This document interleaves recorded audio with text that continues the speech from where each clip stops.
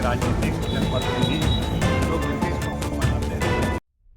समस्तीपुर के स्थानीय विधायक अख्तरुल इस्लाम शाहीन के द्वारा धर्मपुर स्थित अपने आवास पर चूरा दही का भोज आयोजित किया गया।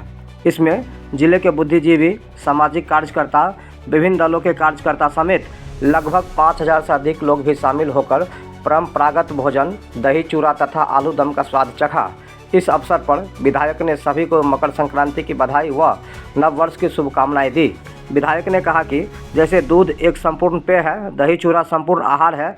यह बिना पकाए गर्म किए बनता है, इसलिए इसके प्राकृतिक पोषक तत्व नष्ट नहीं होते हैं। उन्होंने कहा कि मकर संक्रांति सामाजिक समरसता व सद्भाव का प्रतीक है। त्योहारों से जीवन की निरस्ता समाप्त होती है तथा उसमें एक नवीनता व सरसता का संचार होता है।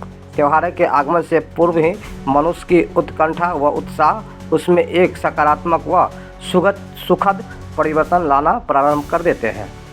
नया साल है ये, इसी नए साल की शुभकामना है पूरे बिहार की जनता को। मकर संक्रांति का अवसर है, सामाजिक समरसता के रूप में इसको हम लोग मनाते हैं। पूरे जिला के लोग, प्रबुद्ध सामाजिक राजनीतिक जनप्रतिनिधि लोग मिलकर इसको हम लोग मनाते हैं। सामाजिक समरसता को और मजबूत करने के लिए नए साल में हम लोगों ने संकल्प लिया है। हमारे नेता तेजस्वी प्रसाद यादव जी ने संकल्प लिया है कि नया साल, नया संकल्प और नया बिहार बनाने का संकल्प है। और इस नए साल में बिहार में जो पिछड़ापन, जो गरीबी, जो बदहाली और जो चेहरे पे उदासी है वो दूर करने वाला वर्ष हो। और महिलाओं को खास तौर से 2500 रुपया महीना दे करके महिला मान सम्मान योजना, इस तरह की योजनाएं चला करके 200 यूनिट बिजली फ्री कर करके, जो सामाजिक सुरक्षा पेंशन है वो दे करके गरीबों के चेहरे पे मुस्कान लाना जरूरी है। क्योंकि आज के दौर में हम लोग देख रहे हैं, केंद्र की सरकार हो या राज्य की सरकार हो, बड़े उद्योगपति, पूंजीपतियों पर देश का संसाधन खर्च किया जा रहा है और गरीब का चेहरा झुलसता जा रहा है और उसके चेहरे पे कोई मुस्कान नहीं है। इसीलिए तेजस्वी प्रसाद यादव जी ने जो जातिगत जनगणना कराया, उसका लक्ष्य था कि लालू जी का जो संकल्प था सामाजिक न्याय, उस संकल्प को आगे बढ़ाते हुए आर्थिक न्याय देना। आर्थिक न्याय देने का मतलब है कि बिहार में जो जनगणना में 64 लाख परिवार, लगभग 1 करोड़ परिवार जो 5000 के आमदनी से कम है, वैसे तमाम लोगों को कम से कम 5 से 10 हज़ार रुपया प्रति माह सरकार डायरेक्ट उसके अकाउंट में दे। इस संकल्प के साथ हम लोग आगे बढ़े हैं और नया बिहार बनाना है, लाखों रोजगार देना है, 2500 रुपया महिलाओं को देना है और तमाम लोगों के लिए काम करना है। मुख्यमंत्री जी का प्रगति यात्रा चल रहा है, कैसे ले रहे हैं?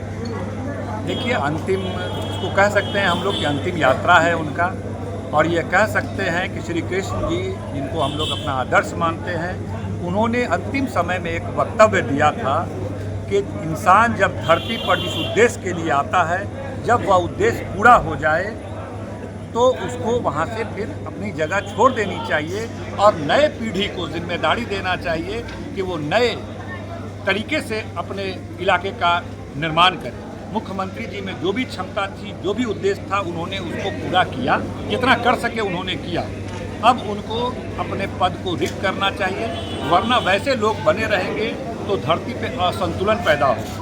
नीतीश कुमार जी का पद पे बने रहना बिहार की राजनीति में असंतुलन पैदा कर रहा है और नीतीश कुमार जी के जीवन का उद्देश्य पूरा हुआ। उनको जो समाज के लिए करना था उन्होंने किया। कुछ शिकायतें भी होगी, कुछ प्रशंसा भी होगी, लेकिन किया। अब उनको यह जिम्मेदारी बिहार के तेज तर्रार युवा नेता, एक मजबूत कंधे वाले तेजस्वी यादव को अपनी बागडोर देनी चाहिए ताकि नए बिहार का नव निर्माण हो सके।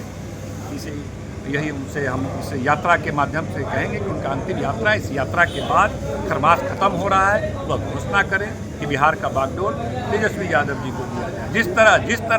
जिस तरह श्री कृष्ण जी ने पांडवों को संदेश दिया था कि अब तुम्हारा कार्यकाल पूरा हुआ, धरती पे आने का उद्देश्य पूरा हुआ, अब तुम वनवास के लिए निकलो और नई पीढ़ी के लोगों को हस्तिनापुर का जिम्मेदारी दो।